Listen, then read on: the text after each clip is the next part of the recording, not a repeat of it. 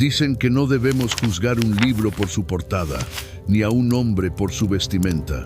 Sin embargo, vivimos en un mundo cruel y superficial, donde una corbata de seda abre más puertas que un corazón honesto, y donde unos zapatos sucios pueden convertirte en invisible ante los ojos de la sociedad.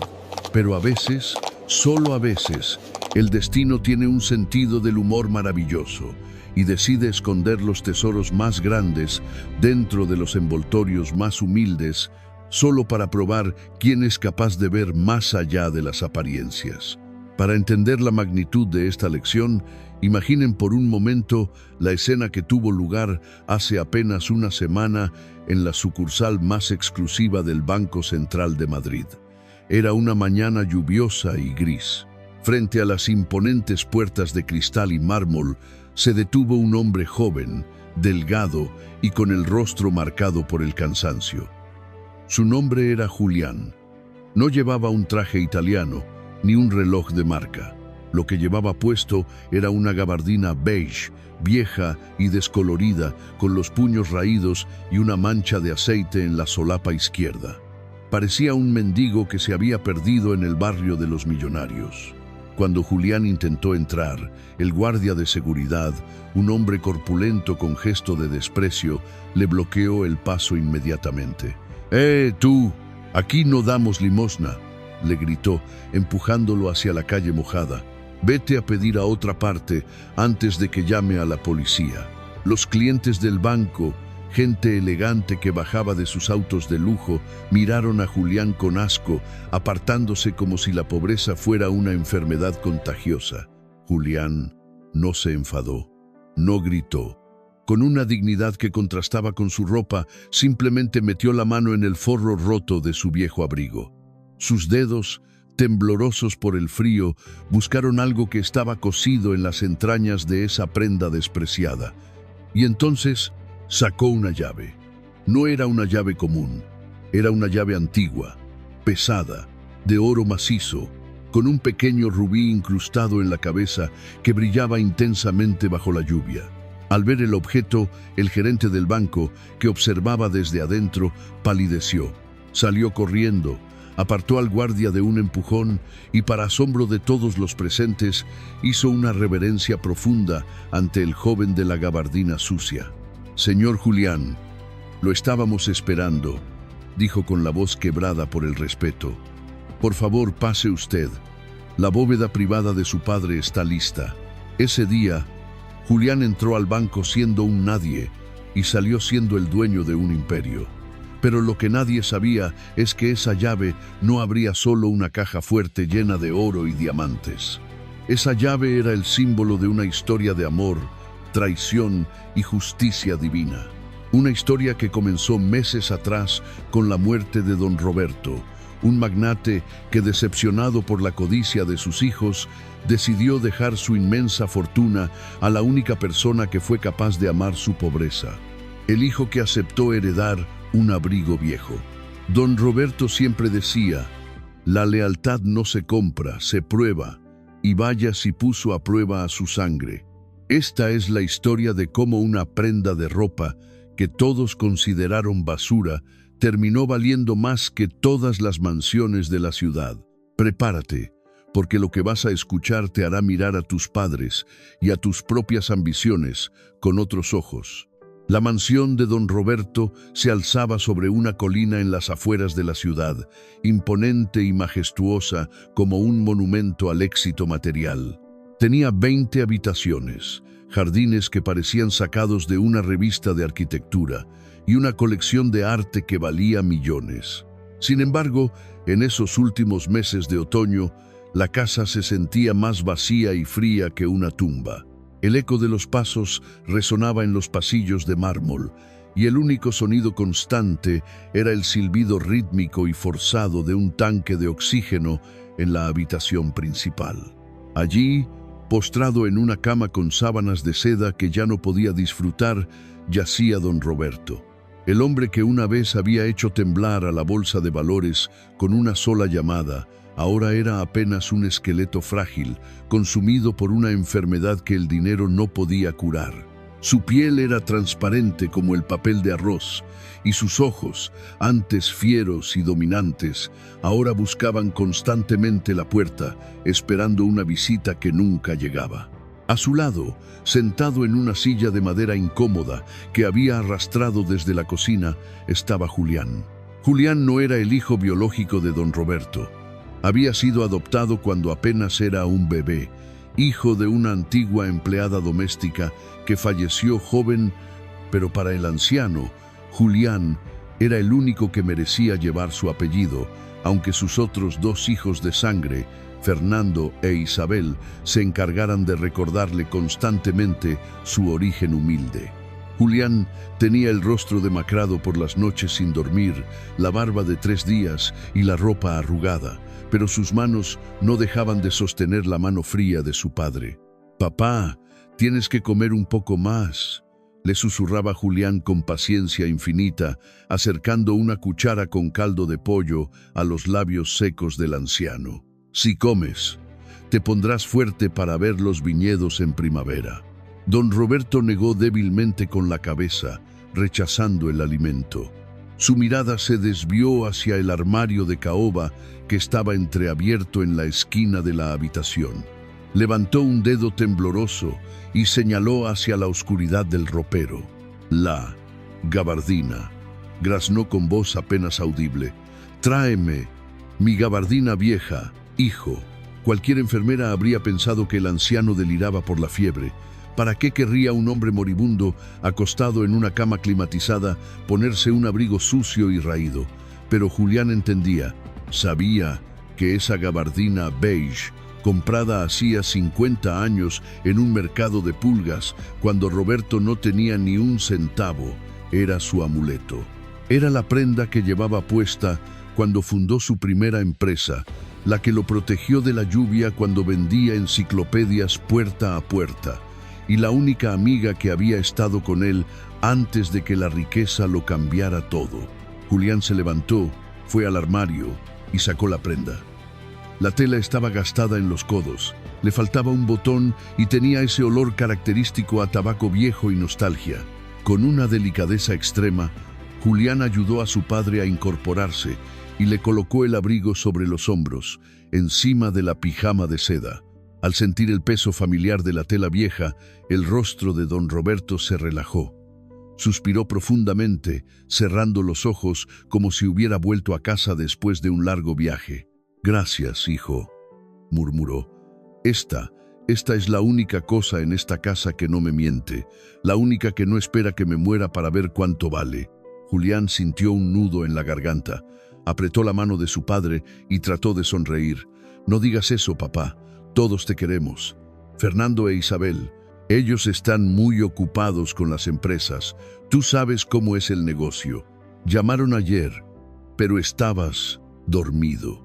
Era una mentira piadosa, y ambos lo sabían. La realidad era mucho más cruel. Fernando, el mayor, se encontraba en ese momento en un torneo de golf en la costa, cerrando tratos y presumiendo de la herencia que pronto recibiría. Isabel, la hija de en medio, estaba en París buscando inspiración para su galería de arte, gastando la tarjeta de crédito corporativa de su padre. Julián recordaba con amargura la última llamada de Fernando. Hacía 2 días. No preguntó. «¿Cómo está papá?», preguntó. «¿Ya firmó el traspaso de las acciones? Asegúrate de que no le tiemble la mano, Julián. Si esos documentos no son legibles, te culparé a ti». Y luego colgó, sin esperar respuesta. Isabel no era mejor. «Ay, Julián, no seas dramático», había dicho ella cuando él le rogó que viniera a despedirse. «Papá lleva muriéndose meses. Si voy ahora y no pasa nada, perderé la semana de la moda. Avísame cuándo. Bueno, cuando todo termine. Y por favor, no dejes que use ropa barata en el ataúd, tiene que verse digno». Julián miraba a su padre, envuelto en ese abrigo viejo que sus hermanos llamarían basura, y sentía una mezcla de rabia y tristeza. Él Había dejado su pequeño taller de carpintería. Había pausado su vida entera para convertirse en enfermero, confidente y guardián de un hombre que, a los ojos del mundo, lo tenía todo, pero que en realidad moría de sed de cariño. Julián. La voz de don Roberto lo sacó de sus pensamientos. El anciano lo miraba fijamente, con una lucidez repentina y dolorosa. No les mientas por mí. Sé que no vendrán. Sé que están esperando como buitres en el desierto. Papá, déjalos, interrumpió Roberto con un gesto de la mano. He cometido muchos errores en mi vida, hijo. Les di todo lo que el dinero podía comprar, los mejores colegios, coches deportivos, viajes. Pensé que eso era amor. Pero me equivoqué. Crié empresarios, no hijos. Crié cuentas bancarias con piernas. Una lágrima solitaria rodó por la mejilla arrugada del anciano y cayó sobre la solapa del abrigo viejo. Tú fuiste el único al que no le di nada, Julián. A ti te exigí que trabajaras, que te ganaras el pan. Te dejé ser carpintero mientras a ellos los hacía directores. Y mira la ironía, tú eres el único que está aquí, limpiándome la boca y sosteniendo mi mano sin pedir nada a cambio. Don Roberto tosió, un sonido seco y profundo que sacudió su cuerpo frágil. Julián se apresuró a darle agua, acomodándole las almohadas. Descansa, papá, no hables más, te agitas. El anciano se calmó poco a poco, aferrándose a las solapas de su gabardina como un niño se aferra a su manta de seguridad. Su respiración se volvió más lenta, más pesada.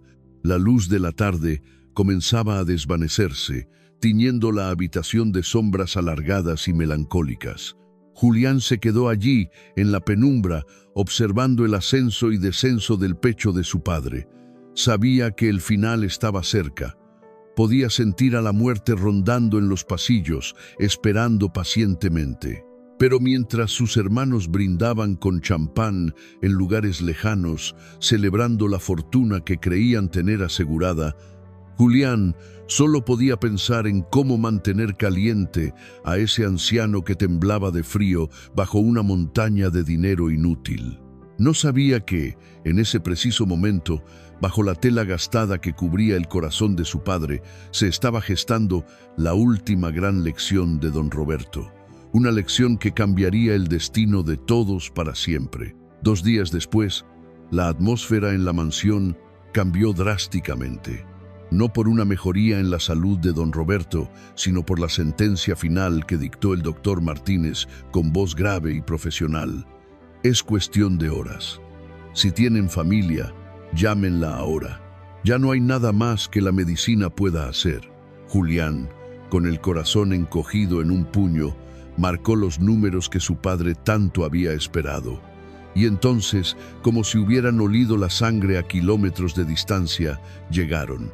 El silencio respetuoso de la propiedad fue brutalmente destrozado por el rugido de motores de alta cilindrada. Un Porsche negro convertible derrapó sobre la grava de la entrada, seguido de cerca por una camioneta Mercedes último modelo. De los vehículos no descendieron hijos preocupados, con los ojos rojos por el llanto. Descendieron los herederos, vestidos no de luto, sino con la arrogancia de quien viene a reclamar un premio mayor en la lotería. Fernando, el mayor, bajó ajustándose las gafas de sol de diseñador, hablando por su teléfono celular con un tono de voz irritado. Sí, cancela la reunión de la tarde. El viejo por fin se decidió a estirar la pata. Tengo que asegurarme de que los abogados no hayan cometido estupideces. Colgó sin despedirse y miró la fachada de la casa, no con nostalgia, sino calculando mentalmente cuánto costaría remodelarla para venderla. Detrás de él apareció Isabel.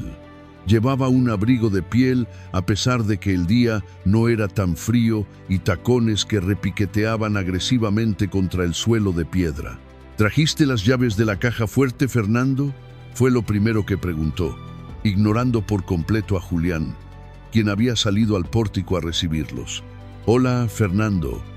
«Hola, Isabel», dijo Julián en voz baja, tratando de mantener la compostura. Papá está despierto. Preguntó por ustedes hace un rato. Fernando pasó por su lado sin siquiera mirarlo, como si Julián fuera parte del decorado, un mueble viejo y molesto que estorbaba en la entrada. «Quítate de en medio», murmuró con desdén. «¿Dónde está el notario? Le dije a Morales que estuviera aquí a las 3 en punto. No tengo todo el día». Entraron a la casa como una plaga. El aire, antes impregnado de tristeza y quietud, se llenó de su perfume caro y de su energía tóxica. Pero lo más cruel no fue su frialdad, sino su destino. En lugar de subir las escaleras hacia la habitación donde su padre agonizaba, ambos se desviaron, casi por instinto, hacia el despacho privado de la planta baja. Julián los siguió, incrédulo. «¿Qué hacen? Papá está arriba, en su cuarto. Se está muriendo», insistió, su voz temblando por la indignación. Isabel, que ya estaba abriendo los cajones del escritorio de caoba y revolviendo papeles con frenesí, se giró hacia él con una sonrisa burlona. «Ay, por favor, Julián, deja el drama para las telenovelas. Papá ya no sabe ni quién es. Lo importante ahora es asegurar los activos antes de que el banco o los socios intenten algo sucio». «Es su padre», gritó Julián, perdiendo la paciencia por primera vez. «Es el hombre que les dio todo. No pueden darle ni 5 minutos de consuelo antes de empezar a repartirse el botín como buitres». La palabra buitres resonó en la habitación. Fernando, que estaba intentando adivinar la combinación de la caja fuerte detrás de un cuadro, se detuvo y se giró lentamente. Su rostro, una máscara de desprecio, se acercó al de Julián.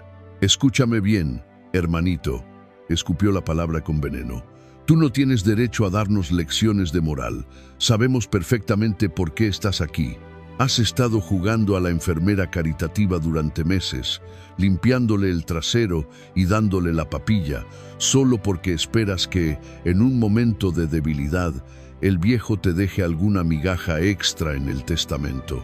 Fernando le dio un empujón en el pecho, haciéndolo retroceder. «Pero te tengo noticias, bastardo. La sangre es la sangre. Tú eres solo un recogido, un arrimado que mi padre trajo a casa por lástima. Esta casa, este dinero y todo lo que hay en esa caja fuerte nos pertenece a Isabel y a mí. Así que mejor cállate la boca y vete a prepararnos un café, que para eso sí sirves». Julián apretó los puños. Quería golpearlo, quería gritarles que él no quería ni un centavo, que solo quería que su padre no muriera solo, pero miró hacia el techo, pensando en el anciano que yacía arriba, indefenso. Si peleaba ahora, los gritos llegarían hasta la habitación de don Roberto y le amargarían sus últimos instantes. Tragándose su orgullo y sus lágrimas, Julián dio media vuelta. «No quiero su dinero», dijo con voz firme pero rota.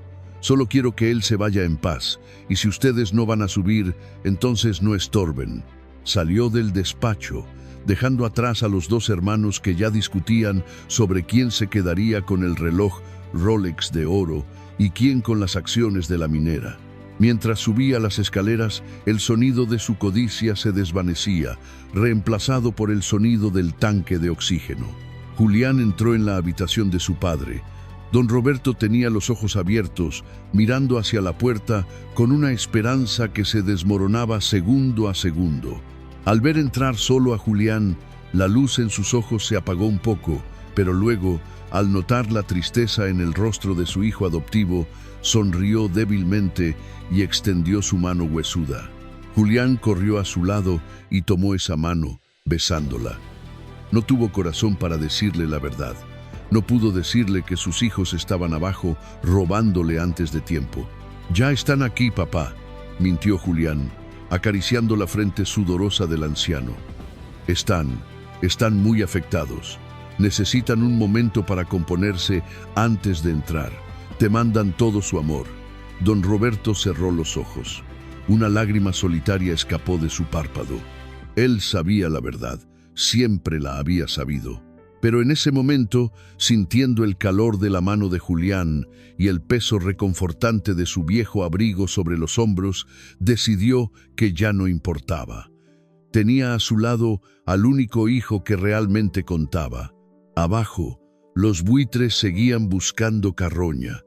Arriba, un hombre bueno se preparaba para partir, dejando atrás un mundo que no lo merecía. La tormenta que había amenazado durante todo el día finalmente estalló sobre la mansión al caer la noche. Los relámpagos iluminaban intermitentemente la habitación en penumbra, proyectando sombras fantasmales sobre las paredes, mientras el trueno hacía vibrar los cristales de las ventanas, como si el cielo mismo estuviera protestando por la injusticia que se vivía bajo ese techo. Don Roberto respiraba con dificultad. Cada inhalación era una batalla ganada a la muerte, un sonido rasposo y húmedo que llenaba el silencio incómodo del cuarto. Finalmente, después de lo que pareció una eternidad de espera abajo, la puerta se abrió. Fernando e Isabel entraron. No corrían, no tenían los ojos rojos. Fernando se ajustaba los puños de su camisa de seda, mirando su reloj con impaciencia, calculando cuánto tiempo perdería de su valiosa noche. Isabel se cubría la nariz con un pañuelo de encaje, como si el olor a enfermedad y medicamentos ofendiera su delicado olfato. Se acercaron a la cama, pero mantuvieron una distancia prudente, como si temieran que la pobreza de espíritu o la muerte fueran contagiosas. «Papá», dijo Isabel con una voz ensayada, suave pero vacía de emoción. «Estamos aquí, Fernando y yo». El anciano abrió los ojos lentamente. Sus pupilas, dilatadas y vidriosas por la morfina, tardaron unos segundos en enfocar. Cuando finalmente reconoció las siluetas de sus hijos biológicos, una sombra de dolor cruzó su rostro, más profunda que cualquier dolor físico.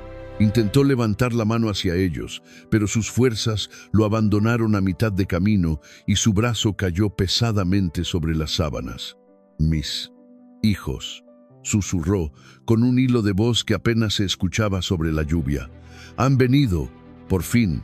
Fernando suspiró, visiblemente molesto por la lentitud de la escena. Se acercó un paso, pero no tocó a su padre. «Sí, papá, aquí estamos, no te esfuerces, descansa. Ya llamamos a los mejores especialistas, pero dicen que, bueno, que es hora de dejar ir». Era una forma elegante de decir, «muérete ya». Don Roberto giró la cabeza levemente hacia la izquierda, donde Julián había permanecido arrodillado todo el tiempo, sosteniendo su otra mano con firmeza, calentándola entre las suyas. El contraste era desgarrador. A un lado, los herederos de pie, fríos y distantes como estatuas de hielo. Al otro, el hijo adoptivo, arrodillado, bañado en lágrimas, aferrándose a la vida que se escapaba. El anciano hizo un esfuerzo sobrehumano y apretó los dedos de Julián. Luego, con una claridad sorprendente para un moribundo, habló. «No peleen», dijo, mirando alternativamente a los tres. «La vida es un suspiro. El dinero se queda aquí, pero el amor es lo único que nos llevamos». Isabel rodó los ojos disimuladamente y miró a Fernando, como diciendo, ya empezó con sus discursos sentimentales. Pero Roberto no había terminado. Su mano libre buscó a tientas sobre su pecho, buscando la tela áspera de la gabardina vieja que Julián le había puesto horas antes. Sus dedos se cerraron sobre la solapa raída con una fuerza desesperada. «Julián», llamó, su voz volviéndose urgente. «¡Acércate!» Julián se inclinó sobre él, pegando su oído a los labios secos de su padre. «Estoy aquí, papá, siempre estoy aquí». «Hijo». La voz de Roberto era ahora un secreto entre los dos. «Gracias por no avergonzarte de mí. Gracias por abrigarme cuando sentí frío». Hizo una pausa para tomar aire, un jadeo doloroso que hizo que Julián sollozara. «Escúchame bien», continuó el anciano, clavando sus ojos en los de Julián. «Este abrigo, no dejes que te lo quiten. Es viejo, es feo, pero tiene mi calor. Prométeme que lo cuidarás, prométeme que buscarás en él cuando tengas frío».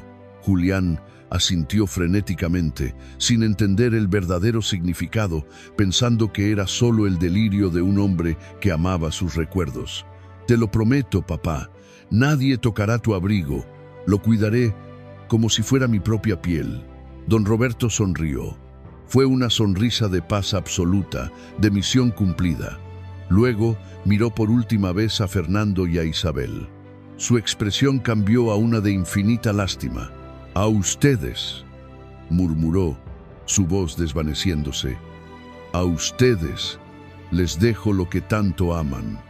Ojalá les alcance para comprar lo que no tienen». Esas fueron sus últimas palabras. El pecho de don Roberto se elevó una última vez en un espasmo suave y luego se hundió para no volver a levantarse.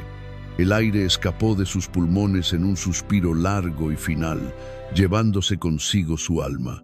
Sus ojos quedaron fijos en el techo, pero su mano lentamente se relajó sobre la gabardina beige. El monitor cardíaco, que hasta entonces había marcado un ritmo débil pero constante, soltó un pitido agudo y continuo que llenó la habitación de una finalidad aterradora. «Papá». El grito de Julián rompió el protocolo de frialdad. Se abalanzó sobre el cuerpo inerte, abrazándolo con fuerza, hundiendo su rostro en el pecho de su padre, llorando con un dolor crudo y visceral que provenía de las entrañas. Durante unos segundos, la muerte impuso su respeto. Incluso Fernando e Isabel parecieron conmocionados, pero fue solo un instante. La naturaleza de los buitres siempre prevalece. Mientras Julián sollozaba sobre el cadáver, Fernando miró su reloj una vez más. Eran las 8:45 de la tarde. Sacó su teléfono celular del bolsillo de su saco. «Bueno, se acabó», dijo Fernando, con un tono práctico casi aliviado. Marcó un número rápido. «Morales, soy Fernando. Mi padre acaba de fallecer. Sí, ahora mismo. Prepara la lectura del testamento para mañana a primera hora». No queremos esperar al entierro. Cuanto antes, mejor. Hay muchos activos que congelar. Isabel, por su parte, se acercó al espejo de la habitación y se retocó el maquillaje, asegurándose de que el llanto fingido no hubiera arruinado su rímel. «Julián, por favor», dijo ella con voz irritada, mirando al joven destrozado sobre la cama. «Deja de hacer ese ruido. Es desagradable. Papá ya no te escucha. Levántate y llama a la funeraria, que se lleven el cuerpo antes de que empiece a oler mal. Y quítale esa cosa vieja de encima. Esa gabardina horrible. Queremos que lo vistan con su mejor traje italiano». Julián levantó la cabeza. Sus ojos estaban rojos e hinchados, pero en ellos había un fuego nuevo. Miró a sus hermanos con una mezcla de incredulidad y asco. «No», dijo Julián, poniéndose de pie y cubriendo el cuerpo de su padre con la sábana, protegiendo también el abrigo. «Él se va con su traje, sí, pero esta gabardina se queda conmigo. Él me la dio. Es lo único que me pidió». Fernando soltó una risa seca y cruel. «Vaya, el muerto todavía está caliente y tú ya estás rapiñando la ropa vieja. Qué patético eres, Julián. Quédate con esa basura si quieres. Es todo lo que vas a sacar de esta familia». Fernando e Isabel salieron de la habitación discutiendo sobre qué ataúd sería el más caro y vistoso para la prensa. Julián se quedó solo con el silencio, la lluvia y el cuerpo de su padre.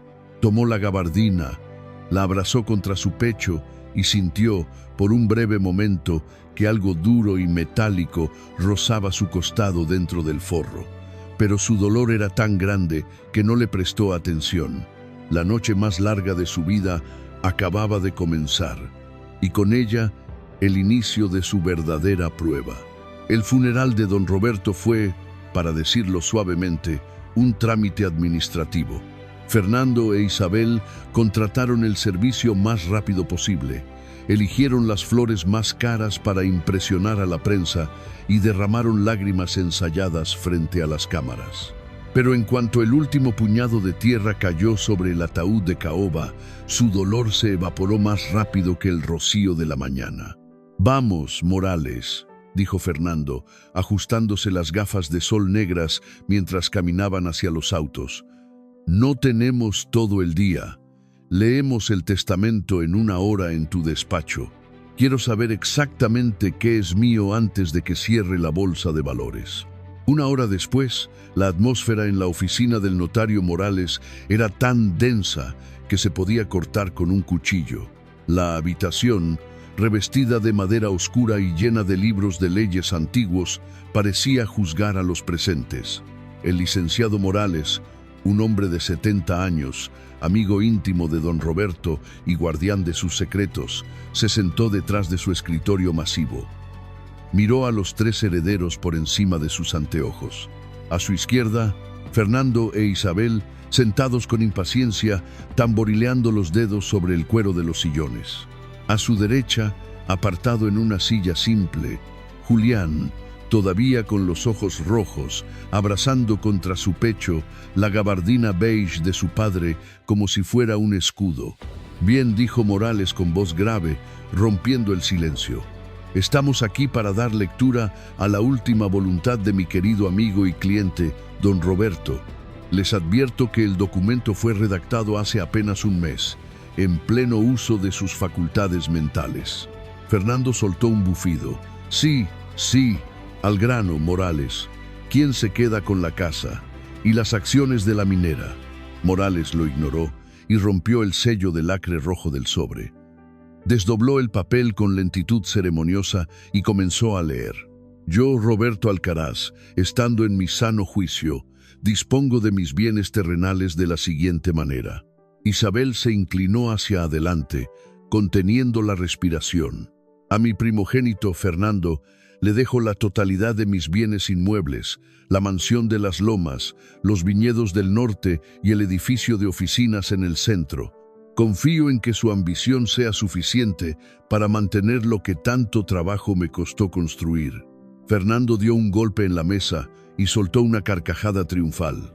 «Sí, lo sabía», exclamó, mirando a Julián con desprecio. «La casa es mía. Los viñedos son míos. Escuchaste eso, ¿verdad, hermanito?». Morales levantó una mano pidiendo silencio y continuó.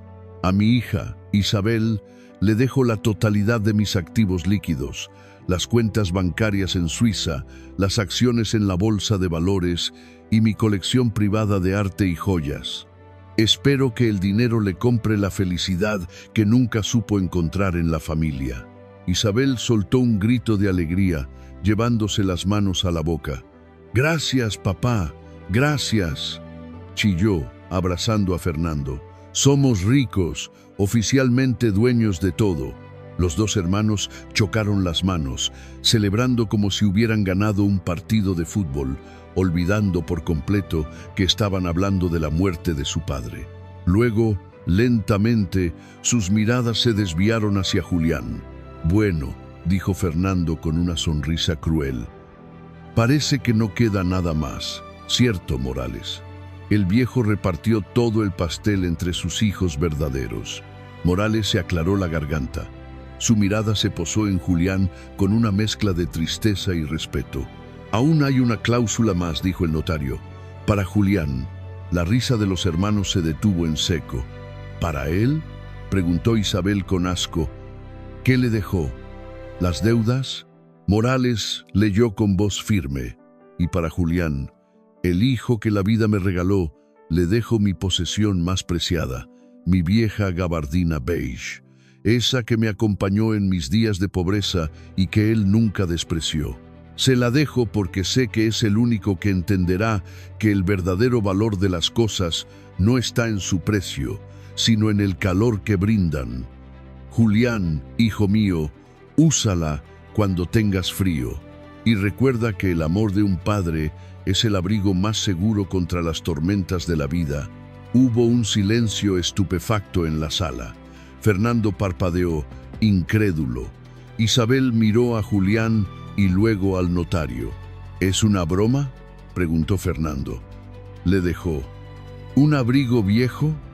¿Ese trapo sucio que trae puesto? Morales asintió solemnemente.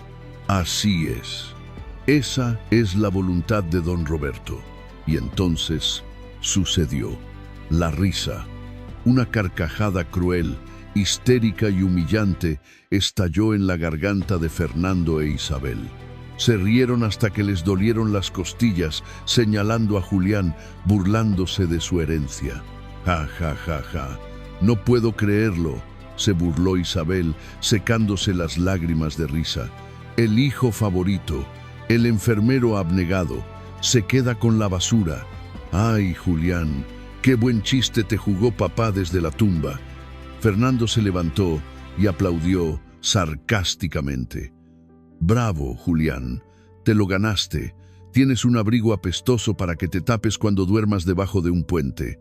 Porque te aviso una cosa, ahora que la casa es mía, te quiero fuera de ella esta misma noche. Julián no se movió, no respondió a los insultos. Se levantó lentamente de la silla, con la gabardina apretada contra su pecho. Sus ojos estaban secos ahora. Miró a sus hermanos, no con odio, sino con una lástima profunda.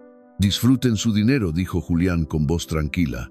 Yo me llevo lo que papá quería que tuviera, me llevo su calor, y eso vale más que todas sus casas frías. Fernando hizo un gesto de desprecio con la mano. Sí, sí, muy poético, lárgate con tu trapo viejo. Julián se giró hacia el notario Morales y le tendió la mano. Gracias, licenciado, por todo.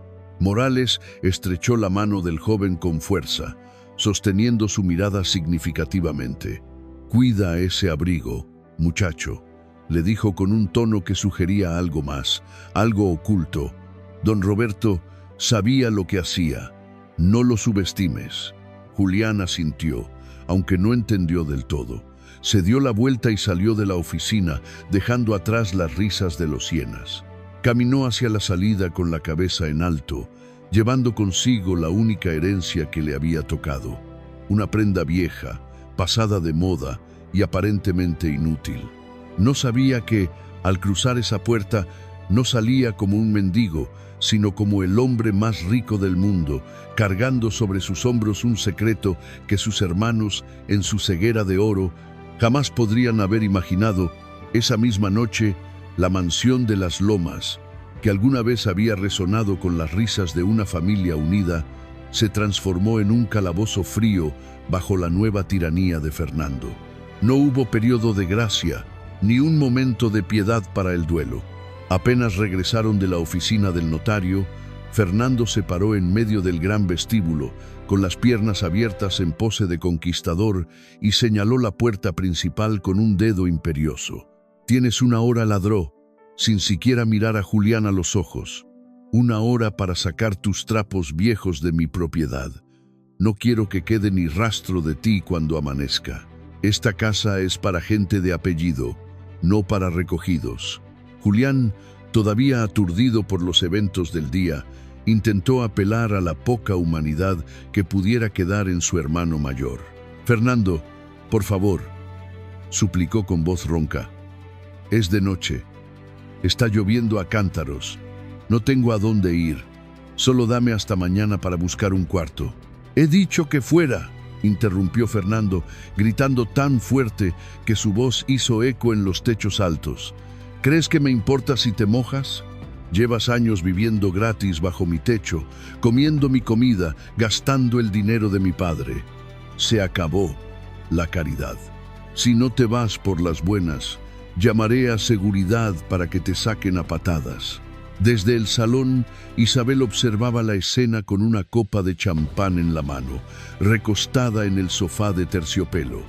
No dijo nada para defender a quien había sido su hermano de crianza durante 20 años. Simplemente le dio un sorbo a su bebida y apartó la mirada, como si estuviera viendo un programa de televisión aburrido que quería cambiar. Julián comprendió entonces que no había esperanza. La codicia había devorado los corazones de sus hermanos mucho antes de que el cáncer devorara a su padre. Subió las escaleras por última vez, sintiendo que cada escalón pesaba una tonelada. Entró a su pequeña habitación, aquella que don Roberto le había asignado junto a la suya para que estuvieran cerca. No tenía mucho que empacar. Mientras Fernando e Isabel llenaban sus armarios con ropa de diseñador, Julián siempre había vivido con lo básico. Tomó una vieja maleta de cartón y comenzó a guardar sus pocas pertenencias. Un par de camisas, unos pantalones de trabajo, su Biblia desgastada y, lo más importante, un álbum de fotos. Fotos de él y don Roberto pescando en el lago, fotos de su graduación de carpintería donde su padre sonreía orgulloso, fotos de navidades pasadas cuando la felicidad no se medía en acciones de bolsa. Y, por supuesto, la gabardina. La gabardina beige yacía sobre la cama. Julián la miró con una mezcla de dolor y gratitud. Era fea, sí, estaba manchada, sí, pero cuando la levantó y hundió su rostro en la tela áspera, el aroma a tabaco de pipa y loción antigua de su padre inundó sus sentidos. Era como si don Roberto estuviera allí, abrazándolo, susurrándole que todo estaría bien. «Vámonos», papá, susurró Julián, poniéndose el abrigo sobre sus hombros. Le quedaba grande. Las mangas le cubrían hasta los nudillos y el dobladillo le llegaba casi a los tobillos, dándole un aspecto casi cómico, como un niño jugando a ser adulto. Pero no le importó. Se abotonó hasta el cuello, sintiéndose protegido por primera vez en todo el día. Bajó las escaleras con su maleta en una mano y su dignidad en la otra. Fernando lo esperaba junto a la puerta, golpeando impacientemente su reloj de pulsera. 55 minutos, dijo el heredero con una sonrisa burlona. Te sobraron 5. Vaya, hasta para irte eres eficiente. Julián se detuvo frente a él. Quería decirle tantas cosas. Quería gritarle que el dinero no llenaría el vacío de su alma, pero sabía que sería inútil. Adiós, Fernando. Adiós, Isabel dijo simplemente. Nadie respondió. Fernando abrió la puerta principal y el viento helado de la tormenta irrumpió en el vestíbulo, trayendo consigo hojas secas y lluvia. Julián dio un paso hacia la oscuridad. El agua fría empapó sus zapatos al instante. El viento intentó arrancarle la maleta, pero él se aferró a ella. «Y no vuelvas», gritó Fernando antes de cerrar la puerta de un portazo. «Si te veo cerca de aquí, te echaré a los perros». El sonido del cerrojo cerrándose fue definitivo. Clac, clac, 2 vueltas de llave que sellaban su destino. Julián se quedó solo en el porche, bajo la lluvia torrencial. Miró hacia la ventana del salón. A través de las cortinas, vio las siluetas de sus hermanos, brindando, celebrando su victoria, repartiéndose el reino. Se dio la vuelta y comenzó a caminar por el largo sendero de grava hacia la reja de salida. No tenía paraguas. El agua le corría por la cara, mezclándose con lágrimas calientes que ya no podía contener. Tenía frío, mucho frío, pero entonces metió las manos en los bolsillos profundos de la gabardina vieja y sintió calor. Era un calor extraño, casi sobrenatural. La tela, aunque vieja, parecía repeler el frío de una manera que ninguna chaqueta moderna podría. Era como si los brazos de su padre lo estuvieran envolviendo, protegiéndolo de la intemperie y del desprecio. Julián caminó hacia la parada de autobús más cercana, sin rumbo fijo, sin dinero en los bolsillos, convertido en un paria en la ciudad que lo vio crecer. Pero mientras caminaba, una extraña sensación de paz comenzó a asentarse en su corazón. Lo había perdido todo, su casa, su familia, su futuro, pero había conservado su promesa. Llevaba el abrigo, y mientras llevara ese abrigo, su padre seguiría vivo con él. No sabía que, en ese momento de absoluta derrota, mientras la lluvia intentaba borrarlo del mapa, él era el único que llevaba consigo la llave de la verdadera victoria. Las semanas siguientes fueron una caída libre hacia el abismo. Julián, quien había crecido rodeado de comodidades, aunque siempre trabajó duro, se encontró de pronto viviendo una realidad que solo conocía por las historias que su padre le contaba sobre su propia juventud. Con los pocos billetes arrugados que tenía en el bolsillo, logró alquilar un cuartucho en la zona más marginada de la ciudad. Era un espacio minúsculo, con paredes despellejadas por la humedad y una ventana rota que silbaba cada vez que soplaba el viento. No había calefacción, y el único mueble era un catre viejo con los resortes vencidos. Sin embargo, Julián no se dejó vencer. A la mañana siguiente de su destierro, se levantó temprano, se lavó la cara con agua fría del grifo comunal y salió decidido a buscar trabajo. «Soy un buen carpintero», se dijo a sí mismo para darse ánimos. «Mis manos saben trabajar la madera. Encontraré algo rápido». Pero subestimó el alcance del veneno de su hermano. Fernando no se había contentado con echarlo. Quería destruirlo. Había utilizado sus influencias y contactos para correr la voz en todos los talleres y empresas de construcción de la ciudad. Cuando Julián llegaba a pedir empleo, los capataces, que antes lo saludaban con respeto, ahora le cerraban la puerta en la cara o lo miraban con desconfianza. «Lo siento, muchacho», le dijo el dueño de un aserradero donde Julián solía comprar madera. «Tu hermano llamó. Dijo que te corrió porque te robaste joyas de la familia. No puedo arriesgarme a tener un ladrón en mi taller». «Es mentira», protestó Julián, con el corazón acelerado por la injusticia. «Jamás he robado nada. Fernando lo inventó todo. Vete, Julián. No quiero problemas con los Alcaraz. Tienen mucho poder». Puerta tras puerta se cerró. La reputación de Julián, construida con años de honestidad, había sido demolida en un día por la lengua viperina de la envidia. Sin opciones y con el hambre comenzando a morderle el estómago, Julián tuvo que aceptar lo único que quedaba: el trabajo bruto. Consiguió un puesto como cargador en la central de abastos, el mercado mayorista de la ciudad. Allí, nadie preguntaba por apellidos ni antecedentes. Solo importaba cuánto peso podía soportar en la espalda. Sus jornadas comenzaban a las 3 de la madrugada.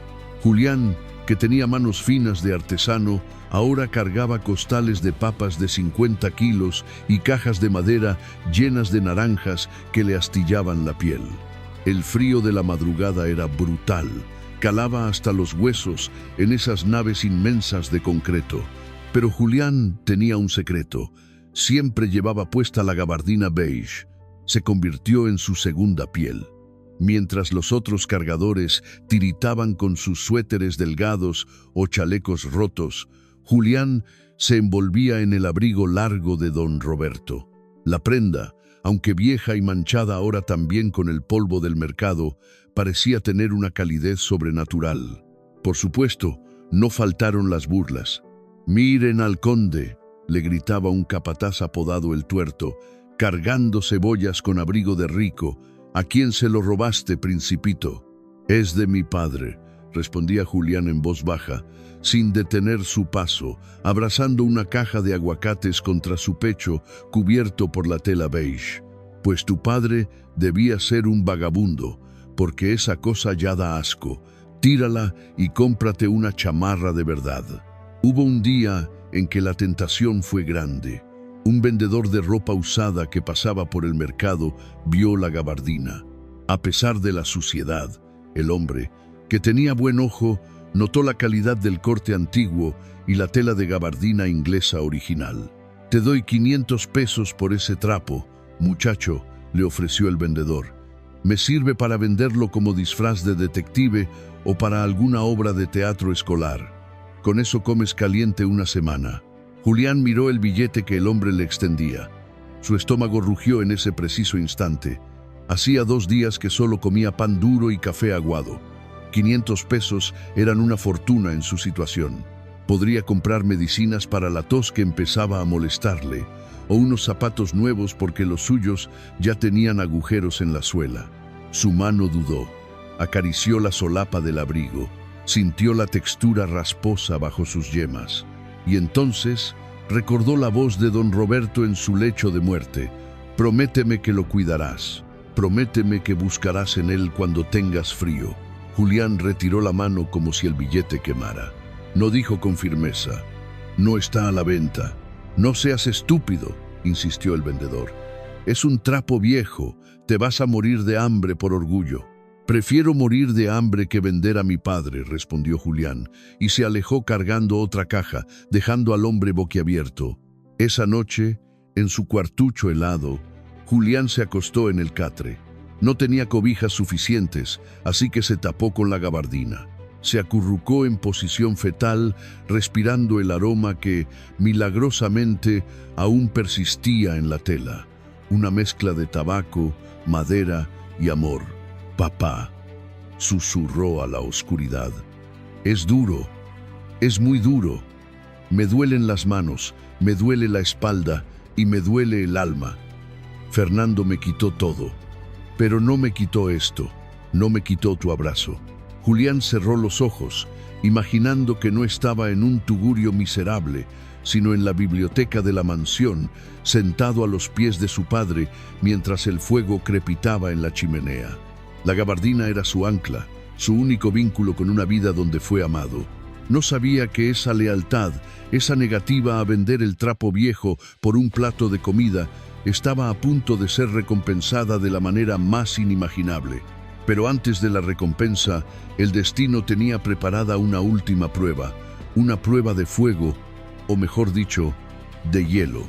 Diciembre llegó a la ciudad, no con campanas de alegría, sino con una helada histórica que congeló las fuentes de los parques y cubrió los adoquines con una capa traicionera de escarcha.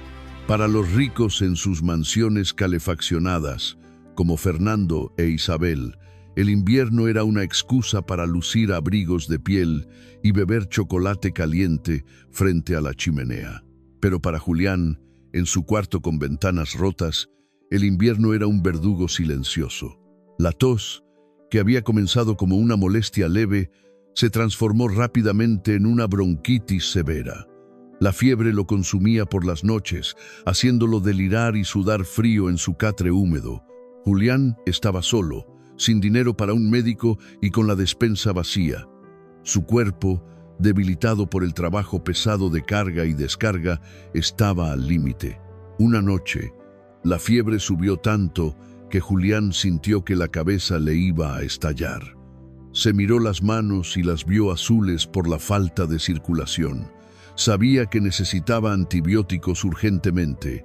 Si no conseguía medicina esa misma noche, tal vez no amanecería. Revisó sus bolsillos, vacíos. Buscó debajo del colchón, ni una moneda.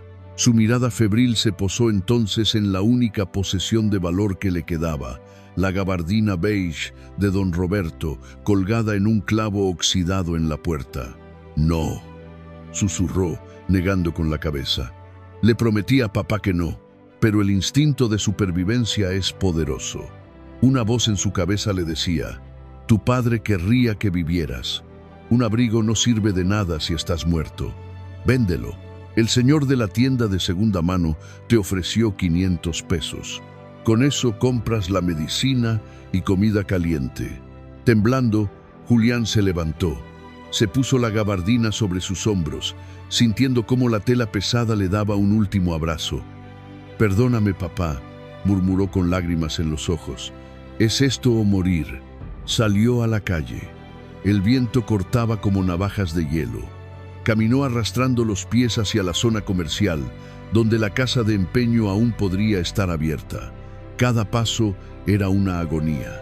Abrazaba el abrigo contra su pecho, despidiéndose de él, acariciando la solapa raída que tantas veces había besado su padre. Al doblar la esquina de la vieja iglesia de San Francisco, vio algo que lo detuvo en seco. En el atrio, acurrucado contra la puerta cerrada del templo, había un bulto de trapos sucios. Al acercarse, Julián se dio cuenta de que era un hombre. Un anciano indigente, mucho más viejo y frágil que él, que estaba tirado sobre cartones mojados. El hombre no se movía. Su piel estaba grisácea y sus labios morados. Estaba muriendo de hipotermia ante los ojos indiferentes de la ciudad. Julián se quedó paralizado. Tenía la casa de empeño a solo 2 cuadras. Si seguía caminando, obtendría el dinero, compraría sus medicinas y se salvaría. Nadie lo culparía por ignorar a un mendigo. Él mismo era casi un mendigo. «Sálvate tú», gritó a su egoísmo. Pero entonces miró el rostro del anciano. Vio las arrugas profundas, la barba blanca descuidada, y por un segundo vio el rostro de don Roberto. Vio a su padre en ese desconocido que sufría. Recordó las palabras del testamento. El verdadero valor de las cosas no está en su precio, sino en el calor que brindan. El corazón de Julián se rompió, pero su alma se iluminó. No podía hacerlo. No podía vender el abrigo para salvarse él, mientras otro ser humano moría de frío a sus pies. Eso sería traicionar todo lo que su padre le había enseñado. Con manos temblorosas, no por el frío sino por la decisión, Julián se quitó la gabardina. El aire helado golpeó su camisa delgada, haciéndolo jadear de dolor. Se arrodilló junto al anciano y lo cubrió con el abrigo beige. «Tenga, abuelo», dijo Julián, castañando los dientes. Esto le va a dar calor. Es un buen abrigo». Era de un gran hombre. Frotó los brazos del anciano por encima de la tela, intentando transferirle su propia vida. «Vamos, despierte, no se duerma». El anciano abrió los ojos lentamente. Miró la gabardina que lo cubría, luego miró a Julián, que estaba tiritando violentamente en camisa de mangas. Una lágrima rodó por la mejilla sucia del mendigo.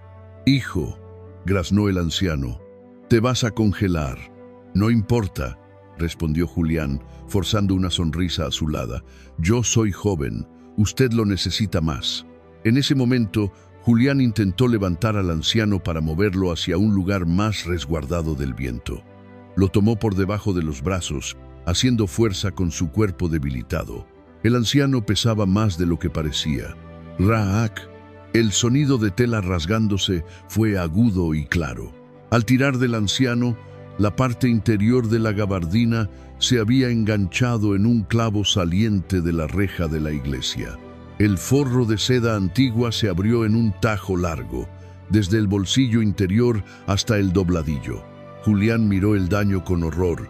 «No», gimió, «el abrigo de papá». Pensó que lo había arruinado. Pensó que su buena acción había destruido el único recuerdo que le quedaba. Se sintió el hombre más desgraciado del mundo. Pero el anciano, ya un poco más recuperado por el calor repentino, tomó la mano de Julián y la besó. «Dios te bendiga», muchacho, susurró. «Has roto tu capa para abrigar a un extraño, como San Martín Caballero. Lo que has roto hoy, Dios lo reparará con oro mañana». Julián no entendió la profecía. Solo sabía que tenía frío y que su abrigo estaba roto. Ayudó al anciano a acomodarse mejor, se aseguró de que la gabardina lo cubriera bien y se sentó a su lado, abrazándose las rodillas, esperando a que pasara la noche o a que la fiebre se lo llevara. No sabía que ese sonido, ese RRRA desgarrador, no era el sonido de la destrucción, era el sonido de una cerradura abriéndose. Al romperse el forro, algo que había estado oculto durante años en las entrañas de la prenda estaba a punto de ver la luz. La verdadera herencia de don Roberto acababa de ser liberada. La luz gris y débil del amanecer se coló por la ventana rota del cuarto de Julián, encontrándolo tiritando en su catre. Había sobrevivido a la noche de milagro. El mendigo al que había ayudado había desaparecido antes de que saliera el sol, dejándole el abrigo beige cuidadosamente doblado a sus pies, como una ofrenda de gratitud silenciosa. Julián se sentó, con la cabeza dándole vueltas por la fiebre que, aunque había bajado un poco, seguía nublando sus pensamientos. Tomó la gabardina entre sus manos. Al ver el desgarrón largo y feo en el forro interior, sintió una punzada de culpa más aguda que el hambre. «Lo siento, papá», murmuró, acariciando la tela rota. «Prometí cuidarlo y mira lo que hice. Soy un desastre, ni siquiera puedo cuidar un abrigo viejo». Decidido a reparar el daño, Julián buscó en su maleta un pequeño costurero de viaje que solía llevar consigo. Sacó una aguja y un carrete de hilo color café. Sus manos, todavía entumecidas por el frío, temblaban tanto que le costó 3 intentos enhebrar la aguja. Se sentó bajo el único rayo de luz directa que entraba en la habitación y colocó la gabardina sobre sus rodillas. Con paciencia infinita, comenzó a unir los bordes de la seda rasgada, puntada tras puntada. Era un trabajo lento, doloroso para sus dedos agrietados, pero lo hacía con amor, como si estuviera suturando una herida en el cuerpo de su padre. Fue entonces, justo cuando la aguja atravesaba una sección particularmente gruesa cerca del bolsillo interior izquierdo, el lado del corazón, que Julián sintió algo extraño. La aguja chocó contra algo duro. «¿Qué es esto?», se preguntó, frunciendo el ceño. Al principio, pensó que era una capa doble de entretela o quizás un botón de repuesto cosido por dentro, pero al palpar la zona con los dedos, notó que el objeto era plano, rectangular y rígido, y había algo más, algo metálico y pesado que se deslizaba junto a él. El corazón de Julián comenzó a latir con fuerza contra sus costillas. Una curiosidad inexplicable se apoderó de él. Recordó las palabras del notario Morales. Don Roberto sabía lo que hacía, no lo subestimes. Con el pulso acelerado, Julián dejó de coser. Tomó unas tijeras pequeñas y con mucho cuidado descosió un poco más el forro, agrandando el agujero que el clavo de la iglesia había iniciado. Metió la mano en las entrañas del abrigo, entre la lana exterior y la seda interior. Sus dedos tocaron plástico frío, tiró suavemente. Lo que salió a la luz lo dejó sin aliento. Era un paquete plano, envuelto herméticamente en varias capas de plástico transparente para protegerlo de la humedad y el tiempo. Dentro del plástico se veía claramente un sobre de papel manila grueso y pegado a él con cinta adhesiva una llave. No era una llave cualquiera, era una llave antigua, de oro macizo, con la cabeza labrada en forma de león, el emblema de la familia Alcaraz y un pequeño rubí incrustado en el ojo del animal. Brillaba con una intensidad que parecía burlarse de la pobreza de la habitación. Julián soltó las tijeras, que cayeron al suelo con un tintineo metálico. Sus manos temblaban violentamente ahora, pero no de frío. Rompió el plástico con desesperación. La llave cayó en su regazo, pesada y caliente. Tomó el sobre. Estaba lacrado con cera roja y tenía su nombre escrito con la caligrafía inconfundible y temblorosa de su padre. Para Julián. Léelo solo cuando el abrigo se rompa o cuando el frío sea insoportable. Julián rompió el sello. Sus ojos se llenaron de lágrimas antes de leer la primera línea. Sacó una carta de 2 hojas, escrita a mano. Julián, hijo mío, si estás leyendo esto, significa que has cumplido tu promesa. Significa que, a pesar de la burla de tus hermanos y del desprecio del mundo, no tiraste mi viejo abrigo a la basura. Significa que lo has usado, que lo has mantenido contigo y que probablemente estás pasando por un momento de gran necesidad. Perdóname, hijo, por haberte hecho pasar por esto. Perdóname por no haberte dejado la casa o el dinero fácil desde el principio, pero tenía que estar seguro, tenía que protegerte. Conozco a Fernando y a Isabel. Son mi sangre, pero la codicia envenenó sus corazones hace mucho tiempo. Si te hubiera dejado una fortuna visible, te la habrían quitado con abogados, con trampas o con violencia. Te habrían destruido. Necesitaba que ellos creyeran que ganaron, para que te dejaran en paz. Pero tú, Julián, tú tienes algo que ellos nunca podrán comprar. Tienes un corazón de oro, y el oro merece oro. Esta llave que tienes en tus manos abre la bóveda número 704 del Banco Central de Zúrich, sucursal Ciudad de México. Dentro no encontrarás deudas ni empresas en quiebra. Lo que tus hermanos heredaron es un cascarón vacío, hijo. Las propiedades están hipotecadas hasta el techo y las cuentas que les dejé apenas tienen para pagar los impuestos de sucesión. Me aseguré de gastar o transferir cada centavo visible antes de morir. La verdadera fortuna, la que construí con el sudor de mi frente cuando usaba este mismo abrigo, está en esa bóveda. Hay lingotes de oro, diamantes de inversión y, lo más importante, las escrituras de la nueva mina de litio que descubrí hace un año y que puse secretamente a nombre de una sociedad anónima, de la cual tú eres el único beneficiario. Todo es tuyo, Julián, no por ser mi hijo, sino por ser el único hombre digno de serlo. Usa este dinero para hacer el bien, como siempre lo has hecho, y por favor, cómprate un abrigo nuevo, aunque espero que guardes este viejo trapo como recuerdo de que tu padre siempre te amó más que a su propia vida. Con amor eterno, papá. Julián dejó caer la carta sobre la cama. El silencio en la habitación era absoluto, roto solo por sus sollozos entrecortados. No lloraba por el oro, no lloraba por la mina de litio, ni por los millones que acababa de heredar. Lloraba porque su padre no estaba loco. Lloraba porque su padre lo había visto, lo había entendido y lo había protegido desde la tumba.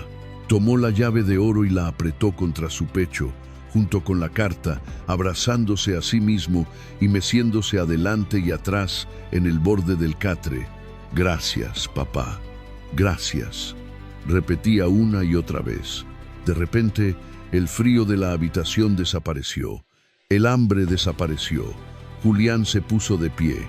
Se limpió las lágrimas con la manga de la gabardina rota. Miró su reflejo en el vidrio sucio de la ventana. Ya no veía a un mendigo enfermo. Veía al hijo de don Roberto Alcaraz. Se puso la gabardina, con el agujero todavía abierto mostrando el secreto revelado, y guardó la llave y la carta en el bolsillo interior, pegados a su corazón. Es hora, dijo con voz firme, una voz que ya no temblaba. Es hora de reclamar lo que es mío. Julián abrió la puerta de su cuartucho y salió al sol de la mañana. Caminaba diferente. Sus zapatos seguían rotos, pero sus pasos resonaban con la fuerza de un gigante. Iba camino al banco, y el mundo estaba a punto de temblar bajo sus pies. El Banco Central, ubicado en la avenida más exclusiva de la ciudad, era un edificio de cristal y acero que parecía tocar el cielo.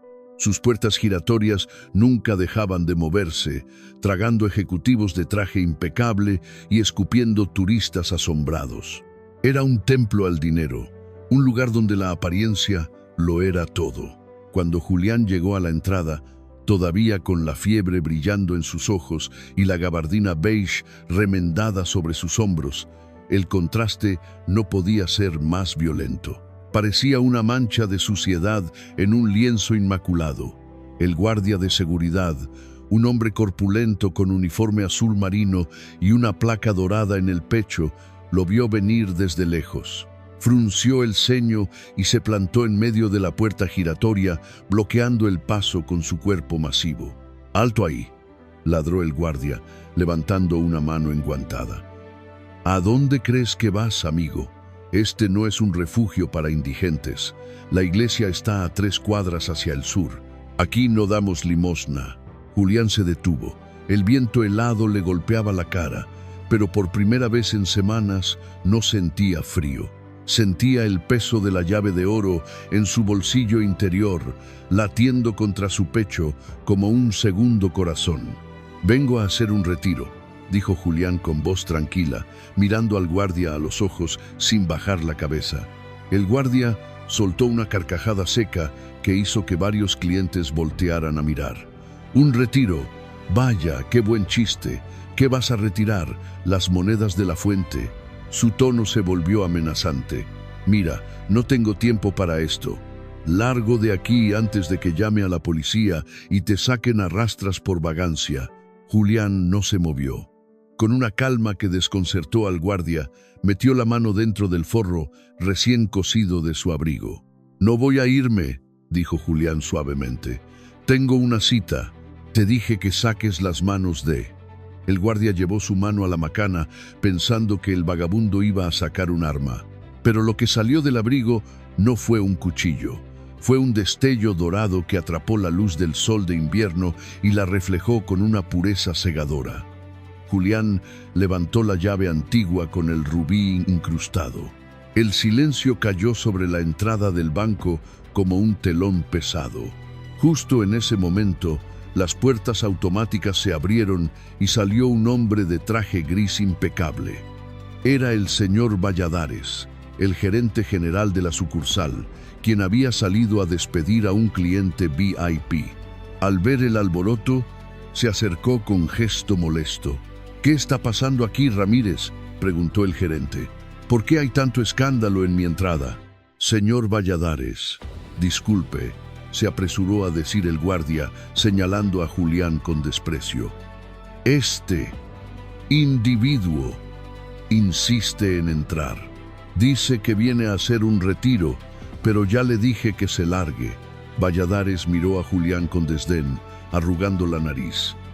Iba a ordenar que lo echaran cuando sus ojos se posaron en la mano derecha del joven.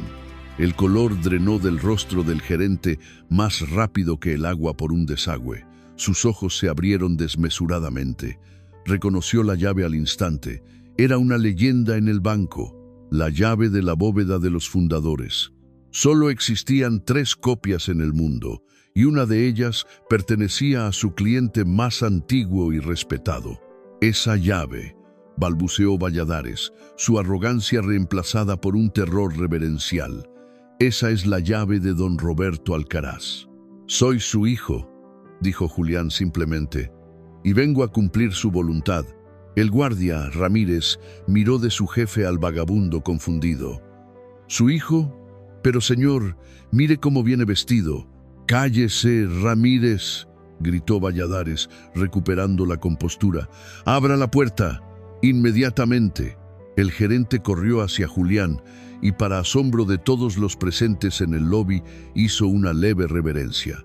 «Señor Alcaraz, don Julián, por favor, discúlpenos, no lo reconocimos. Su padre era un gran hombre. Pase, por favor. Lo acompañaré personalmente a la bóveda». Julián guardó la llave y cruzó el umbral. El aire acondicionado del banco lo recibió, cálido y perfumado.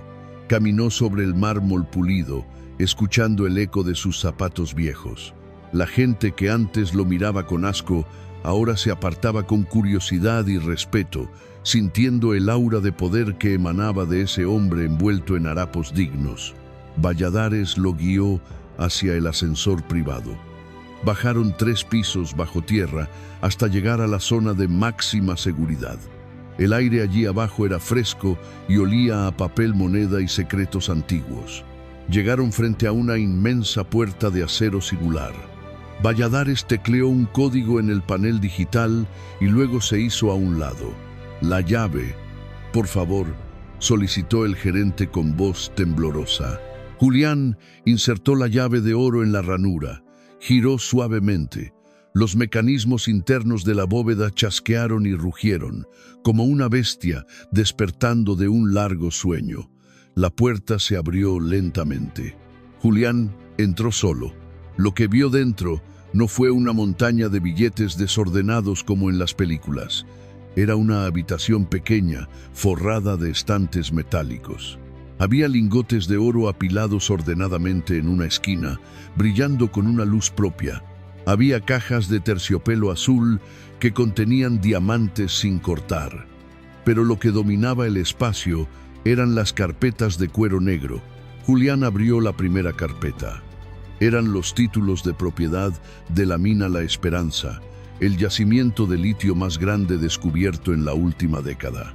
El valor estimado en el papel tenía tantos ceros que Julián tuvo que contarlos 2 veces para creerlo.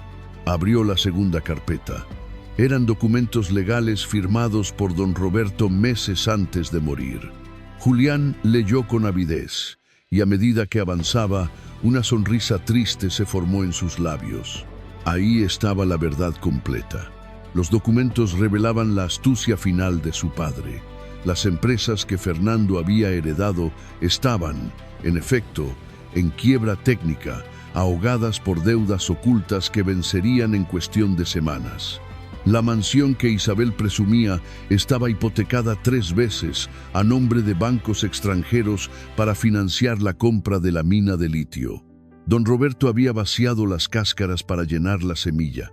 Había dejado a los buitres peleando por los huesos secos, mientras guardaba la carne y la vida para el único hijo que sabría qué hacer con ella. «Papá», susurró Julián, pasando la mano por los documentos. «Eras un genio loco y maravilloso». Junto a los documentos había una pequeña nota adhesiva amarilla pegada sobre un fajo de billetes de alta denominación para gastos inmediatos. Decía simplemente: «Para el abrigo nuevo y para que te cortes el pelo, te quiero». Julián soltó una carcajada que resonó en la bóveda, una risa limpia, liberadora, que expulsó todo el dolor, el hambre y la humillación de los últimos meses. Salió de la bóveda minutos después, con una carpeta bajo el brazo y la cabeza alta. Valladares lo esperaba afuera, nervioso. «¿Todo en orden, don Julián?», preguntó el gerente. «Todo perfecto, señor Valladares», respondió Julián. «Necesito hacer una transferencia inmediata para pagar las deudas de un hospital de caridad y... posá. Sí. Necesito que me recomiende al mejor sastre de la ciudad». «Por supuesto, señor. ¿Desea que llamemos a un chofer?», no dijo Julián, ajustándose la gabardina vieja sobre los hombros. «Voy a caminar un poco más. Todavía tengo cosas que hacer con este abrigo».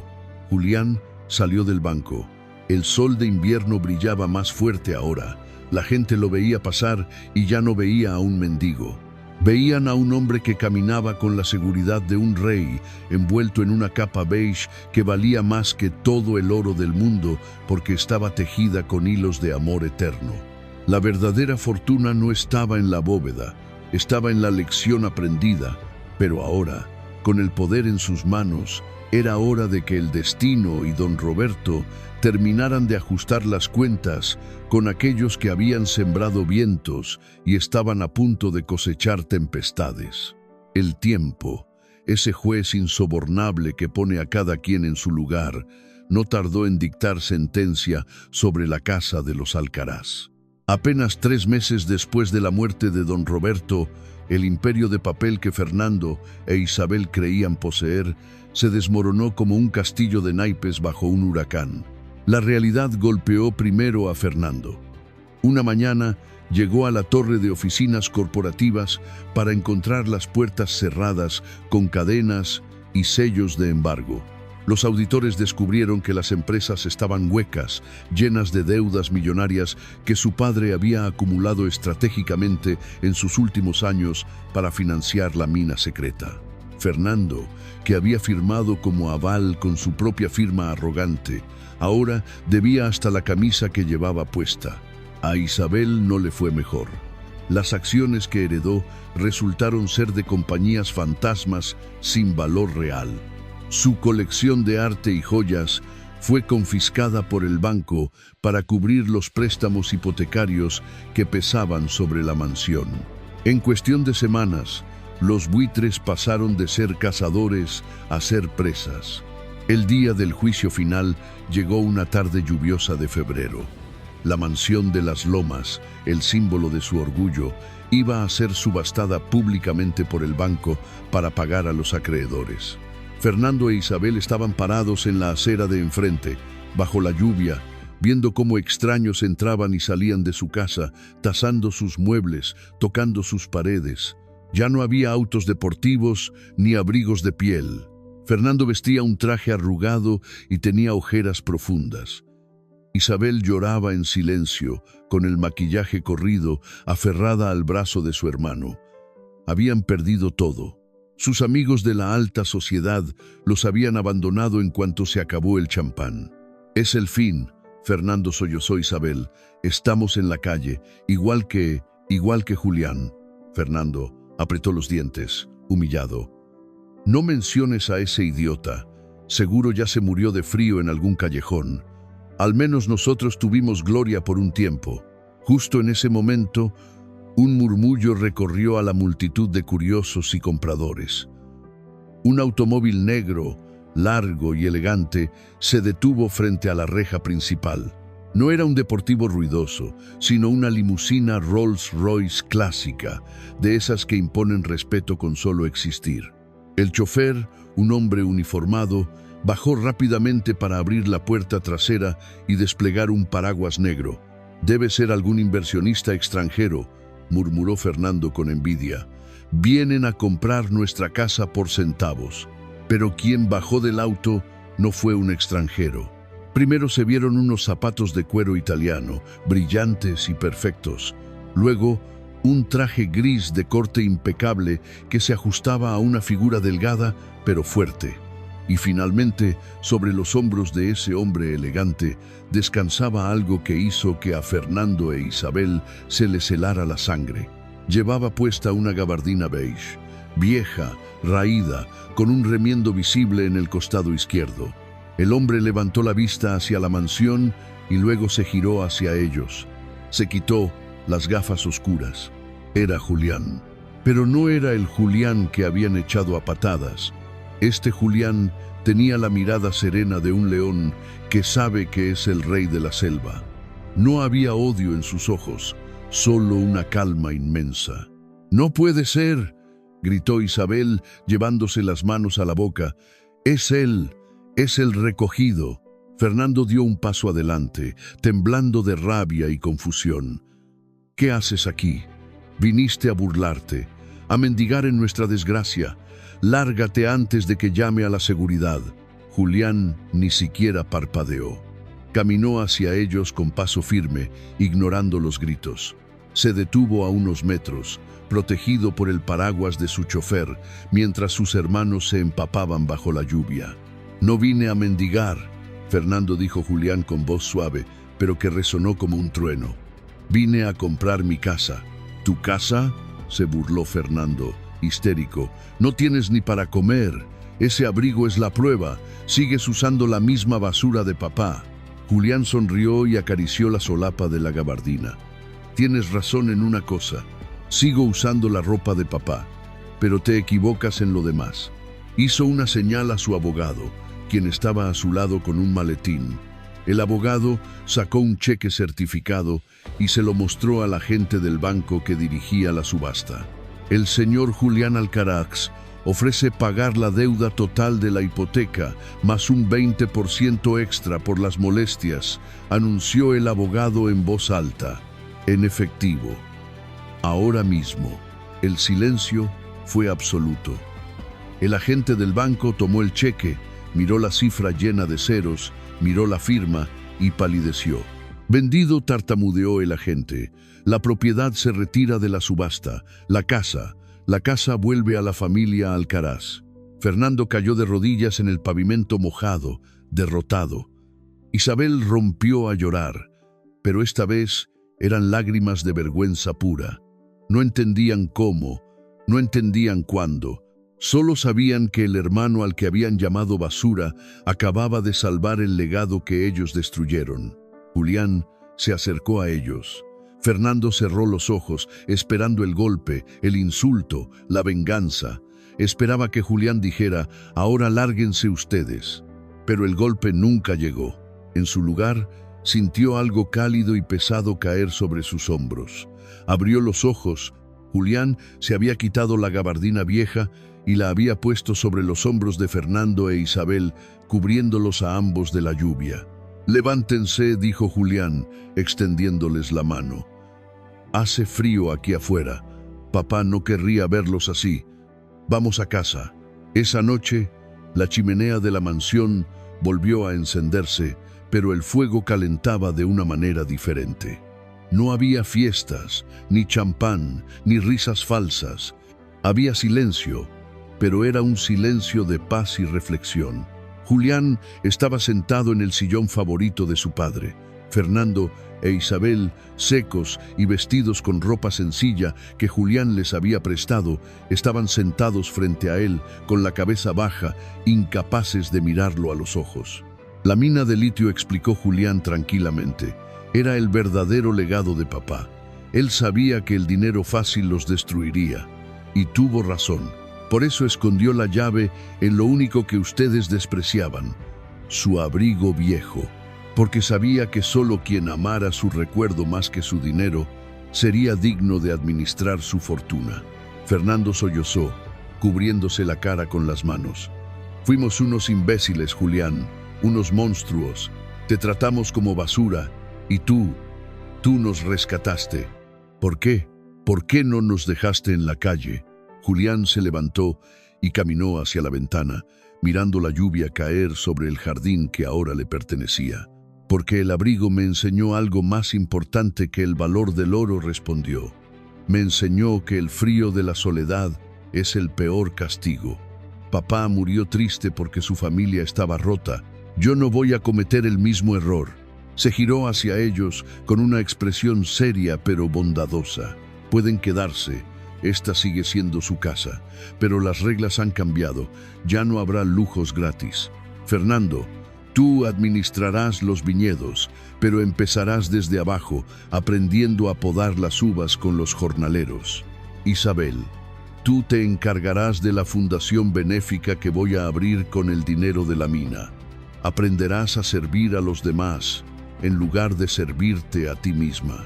Los dos hermanos asintieron frenéticamente, agradecidos por la oportunidad de redención, agradecidos por no haber sido desechados como ellos desecharon a Julián. Y una cosa más, añadió Julián, señalando la vieja gabardina beige que ahora descansaba, limpia y remendada, sobre el respaldo de una silla. Ese abrigo se queda ahí, en una vitrina de cristal en la entrada. ¿Para qué?, preguntó Isabel tímidamente. Para que cada vez que salgamos por esa puerta, recordemos que venimos de la pobreza y que podemos volver a ella si perdemos el camino. Para recordar que la verdadera riqueza no es lo que llevamos en los bolsillos, sino a quien tenemos a nuestro lado cuando hace frío. La cámara se aleja lentamente de la mansión iluminada. Vemos a los tres hermanos cenando juntos, compartiendo pan y sopa, riendo por primera vez con sinceridad. La imagen se desenfoca y se centra en la vitrina de la entrada. Allí, iluminada como una joya de museo, está la gabardina vieja. En la placa dorada debajo de ella no dice el precio ni la marca, solo dice la herencia de don Roberto. El amor nunca pasa de moda. Vivimos en un mundo que nos dice que valemos por lo que tenemos. El auto que manejamos, la marca de nuestra ropa, el saldo de nuestra cuenta. Pero esta historia nos enseña una verdad eterna. Todo lo material se puede perder en un segundo. Un incendio, una quiebra, una enfermedad pueden dejarnos desnudos. Lo único que realmente nos pertenece, lo único que nadie nos puede quitar, es lo que somos por dentro. La lealtad, la humildad y el amor a nuestros padres son la única moneda que tiene valor en el cielo y en la tierra. No desprecies lo viejo, no ignores a quien te dio la vida y nunca juzgues a nadie por su apariencia, porque a veces el rey se disfraza de mendigo para probar el corazón de su pueblo. Si esta historia tocó tu corazón, si crees que el amor de familia vale más que todo el oro del mundo, escribe amén en los comentarios y comparte este video. Que esta lección llegue a todos los rincones donde haga falta un poco de calor humano. Dios los bendiga.